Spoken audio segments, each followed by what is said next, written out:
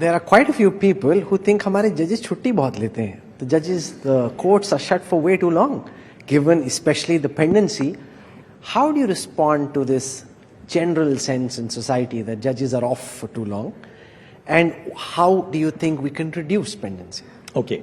So I'm really thankful to you for asking me this question. I thought you'd be angry with me for asking. No, this really, it's a very serious issue, and I must answer this as candidly as possible. People see us sitting in court from 10:30 to 4. We handle between 40 and 60 cases every day in the Supreme Court. The work which we do between 10:30 and 4 every day in the Supreme Court is a fraction of the work which we do. In order to be ready to deal with the other cases which are going to come up the next day, you spend an equal amount of time in the evenings reading for the next day. Our judgments are in reserve. So on Saturdays, typically every judge of the Supreme Court will sit down and dictate judgments. On Sunday, all of us sit down and read for Monday. So without exception, and I'm not speaking for myself, without exception, every judge of the Supreme Court works for 7 days in a week. When it comes to the holidays, look at what the other Supreme Courts of the world are doing. The American Supreme Court, I have the statistics here before me. The American Supreme Court would sit for, can I just take a second to give you certainly. Just give me a moment, just a moment.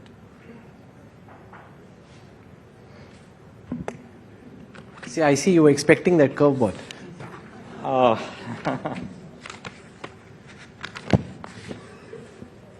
Yes.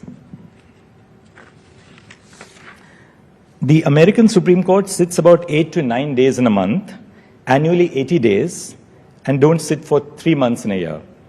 The Australian High Court sits about 2 weeks in a month, annually less than 100 days, no sittings for 2 months. Singapore sits for 145 days in a year.